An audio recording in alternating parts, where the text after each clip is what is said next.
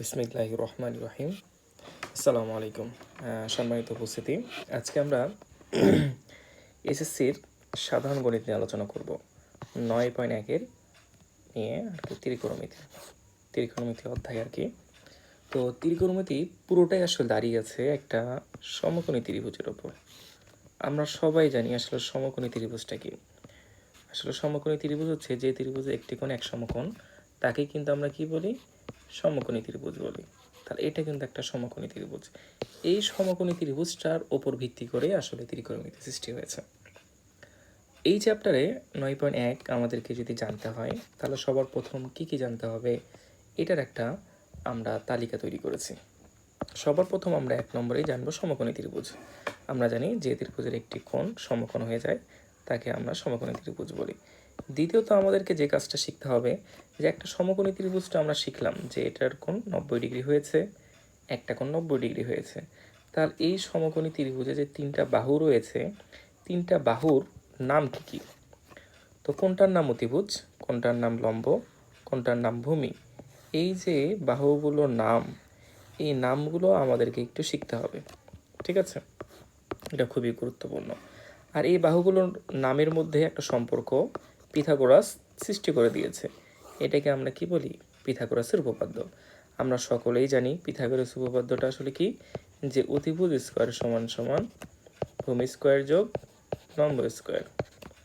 এই সম্পর্কটা দিয়েই ভূমি স্কোয়ার যোগ লম্ব স্কোয়ার, এই সম্পর্কটাই আসলে পিথাগোরাস দিয়েছে, যার মাধ্যমে সমকোণী ত্রিভুজের এই যে তিনটা বাহু রয়েছে, এই তিনটা বাহুর মধ্যেই সম্পর্ক বিদ্যমান। আমরা এই তিনটার যে কোনো দুইটার মান যদি জানতে পারি তাহলে পিথাগোরাসের উপপাদ্যের সাহায্যে অপর যে মানটা, সেই মানটা, অপর বাহুর মানটা বের করতে পারি। ঠিক আছে, তারপরে আমাদেরকে যে বিষয় জানতে হবে, সমকোণী ত্রিভুজের যে বাহুগুলোর অনুপাত জানতে হবে এবং নামকরণ জানতে হবে। তো আমরা জানি যে তিনটা বাহু রয়েছে, সমকোণী ত্রিভুজের তিনটা বাহু রয়েছে। এই তিনটা বাহুর যদি অনুপাত দেখি তাহলে আমরা মোট 6টা অনুপাত পাবো। এই 6টা অনুপাতকে আলাদা আলাদাভাবে নামকরণ করা হয়েছে।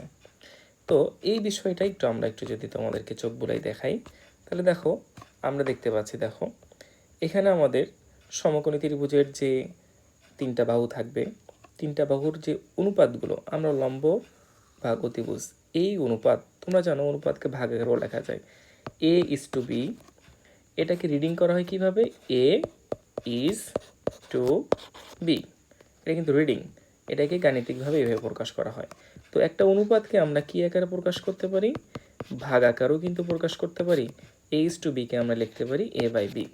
ঠিক আছে, তার মানে দেখো A/B যে কথা, A/B কিন্তু একই কথা। তার মানে এখানে আমরা একটা অনুপাত পাচ্ছি। কিসের অনুপাত? লম্ব ভাগ অতিভুজ। এই অনুপাতটার নামকরণ কি করব? তাহলে এখানে আমরা দেখো মোট কয়টা অনুপাত দেখতে পাচ্ছি। এটা একটা, এটা দুইটা, তিনটা, চারটা, পাঁচটা এবং 6টা। আমরা কিন্তু মোট 6টা অনুপাত দেখতে পাচ্ছি। আমরা জানি যে তিনটা বাহুকে যদি আমরা অনুপাত আকারে প্রকাশ করি তাহলে মোট 6টা অনুপাত আমরা পাবো। তো এই যে অনুপাতগুলো, এই অনুপাতগুলোর নামকরণ শিখতে হবে। তোমরা জানো যে লম্বভাগ অতিভুজ, এই অনুপাতের আমরা নামকরণ জানি যে এই অনুপাতকে আমরা সাইন থিটা বলি, সাইন বলা হয়। তাহলে সাইন থিটা সমান কি? লম্বভাগ অতিভুজ। তো এই যে নামকরণ যে করলাম, এই নামকরণ সম্পর্কে আমাদেরকে অবশ্যই জানতে হবে। এই নামকরণটা আসলে ইচ্ছা মতোই করা হয়েছে। তো আমি যদি চাইতাম যে লম্বভাগ অতিভুজকে যে কোনো নাম দিতে পারতাম, কিন্তু আমাদের ম্যাথমেটিশিয়ানরা এটার একটা বিশেষ নাম দিয়েছে, এটাকে বলা হচ্ছে সাইন। তো সাইন বলতে আমরা কি বুঝবো? লম্বভাগ অতিভুজ। ঠিক আছে, এই নামকরণটা এটা নির্দিষ্ট, এটা একটু মুখস্থ করতে হবে। তাহলে পরের অনুপাতগুলোরও নামকরণ করা হয়েছে। তুমি দেখো ভূমি ভাগ অতিভুজ, এই অনুপাতের নাম আমরা শিখব কস। কস বলতে আমরা এটা জানি যে কোসাইন। কোসাইনকে আমরা কি দ্বারা প্রকাশ করি? কি অনুপাত দ্বারা? ভূমি ভাগ অতিভুজ। তারপরে দেখো ট্যান, এখানে লম্বভাগ ভূমি, এই অনুপাতের নামকরণ করা হয়েছে ট্যান থিটা।